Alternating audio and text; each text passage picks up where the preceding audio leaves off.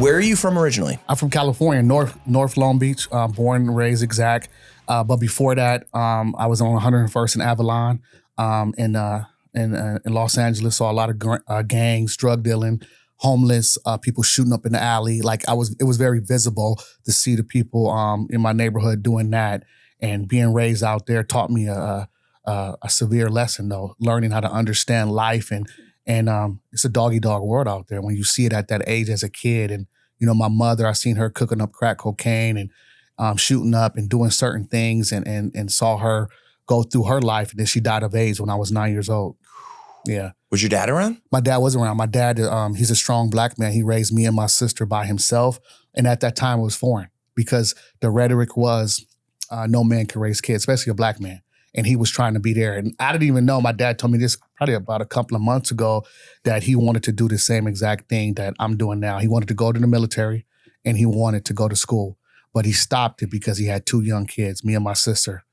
Yep. So I'm going to jump ahead a little bit so the audience knows you are becoming a doctor right now. Yes. What kind of doctor are you? Doctor in business. I got my master's in business. I wanted to get that so I could talk to my people, my culture, and everybody around the world that in order to strive for anything, you got to fail. And I failed hard in entrepreneurship and business. But what I did was go back and get my master's to learn the language. We know hustling, but we don't know business. So they teach us that in the hood, hustling. And it's very good how to make 1 to 2, 2 to 4, right? But how to understand to keep it and spread that wealth inside your community. And then I want to get my doctorate so I could go talk about it to the collegiate kids and to the people and to the students and people that don't understand business. This show is sponsored by Open Recovery Addiction Help. Whether you're newly sober, in long-term sobriety, or even maybe looking to make a change in your life, Open Recovery offers 24/7 support right from your phone. It's anonymous and packed with tools to help you stay connected, stay accountable, and build the life you deserve. Download the Open Recovery Addiction Help app today and take the next step in your recovery journey. You're talking about scaling. Yes. And that's interesting you say that. So I used to work at Google and my mentors there, my bosses, they're higher ups. Right. I would bring this idea to them and they'd be like, it's a great idea. I'm like, all right, great. Like, let's do it. They're like, can you scale it? And I'm like, huh? Yeah. Can you teach another person that? Right. Can you implement it so it's to the point where it's influenced throughout the company?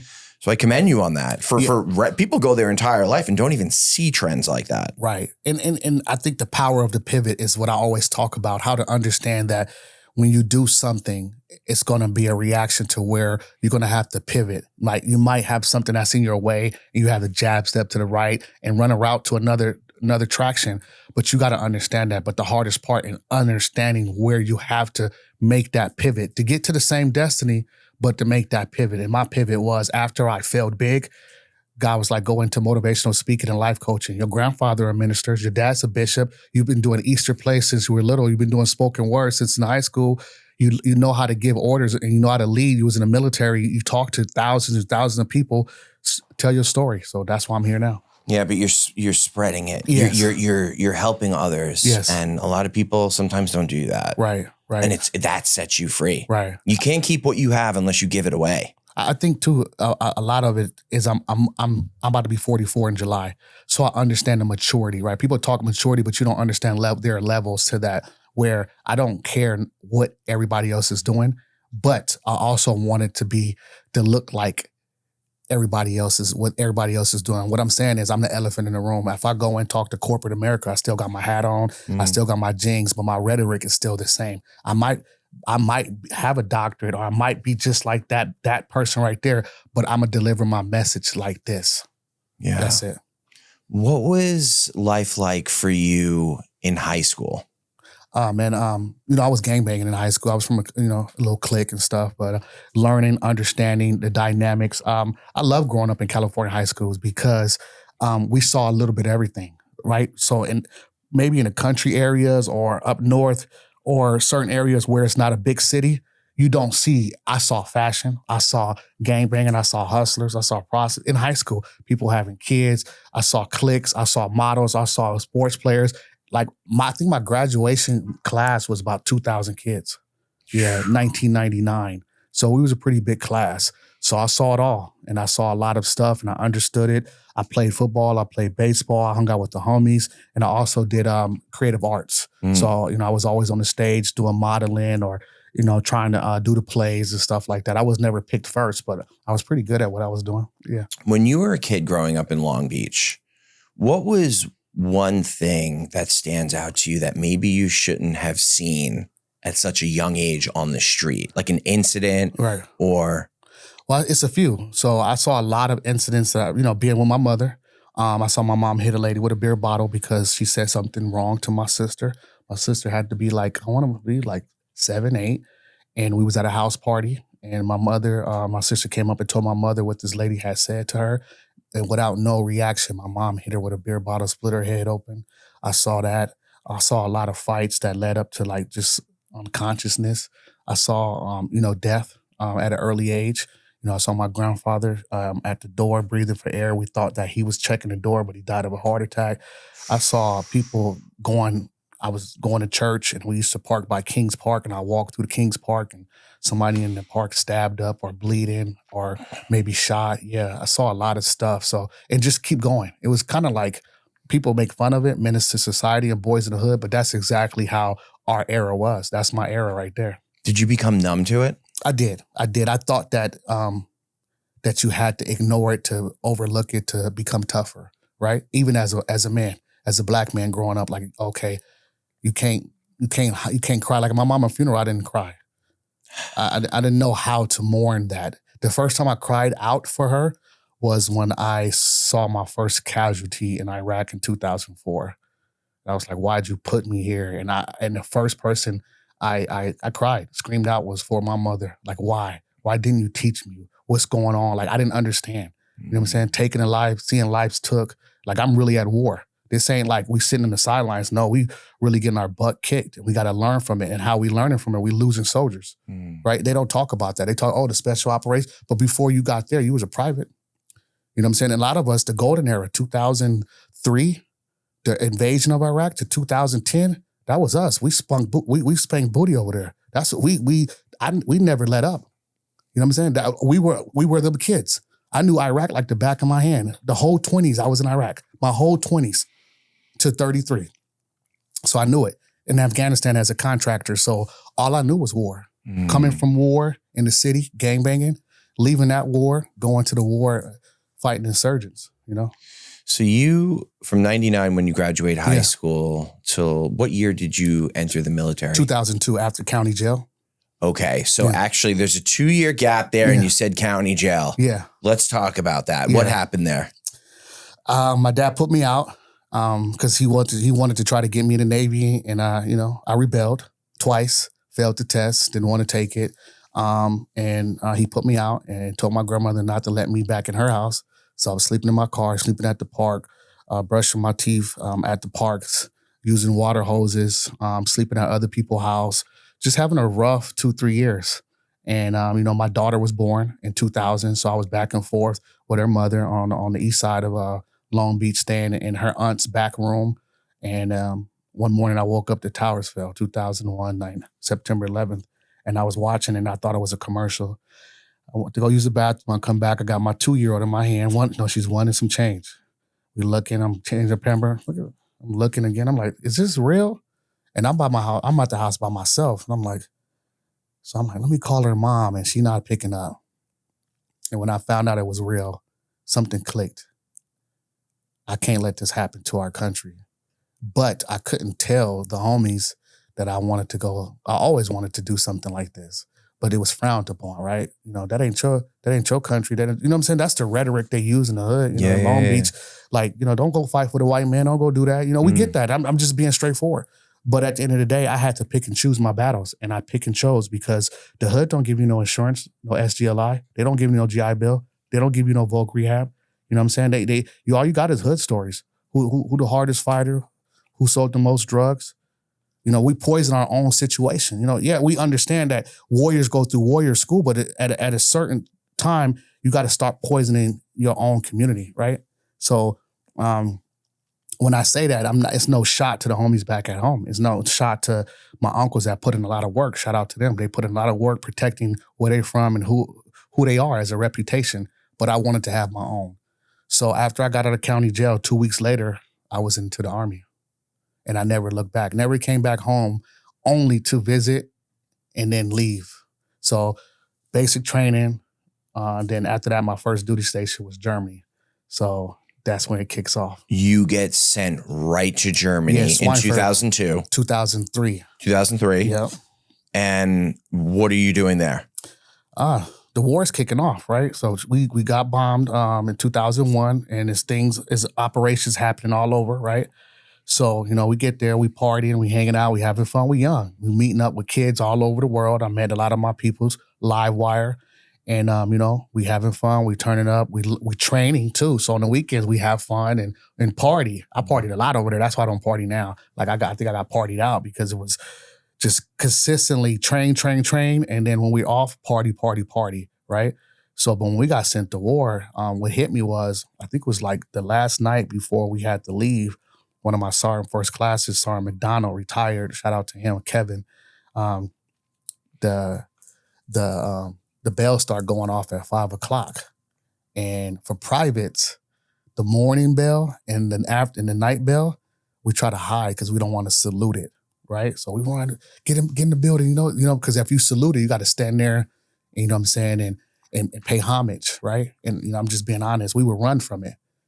Man, we ran into the building and the sergeant first class, everybody go outside. So he was like, what's going on? Hi, he's everybody. So it was like 7 of the homies in the Army. We in the Army. He's like, go salute that flag. And I'm like, we don't want to salute this flag. Like, it's all good. Like, you in the Army, right? Yeah. But we making excuses, not because we don't love our country. We just tired. Could we go in our room? You know what I'm saying? So he take us out there and he gave us one of the most historical speeches about the United States and the flag, and then saying, this might be the last time you see this flag waving here on this base. Get some. People tearing up. Because I want to come back home, but you don't know. Like, you don't know the what war we about to step in. We know we about to go get some, but we don't know it's really people out there thundering. Man, we got on that plane about 14, 15 hours to Kuwait, and that's when the realest stuff hits you. The heat wave, the desert, you there, you hot, you got your A, your B bag, your rucksack, everything, your belongings on you and your weapon, and it's go time. And we got to stay here, get acclimated for 30 days in this 120 degree weather, and then we're going to ship y'all to Iraq.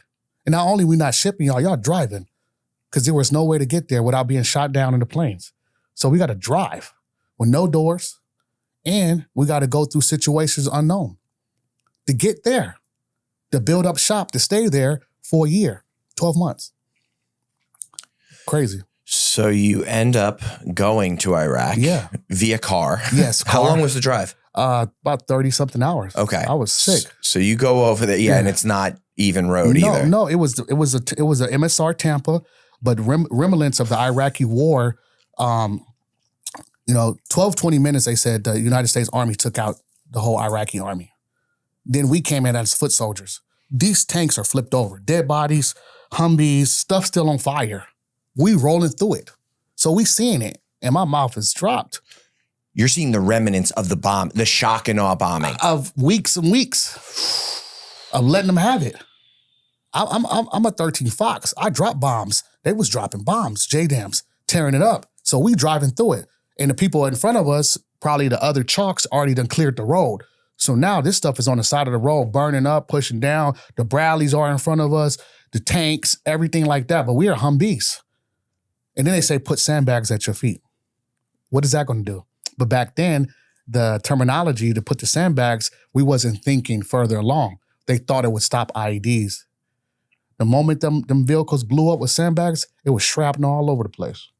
Melting you off, because you could sand a melt.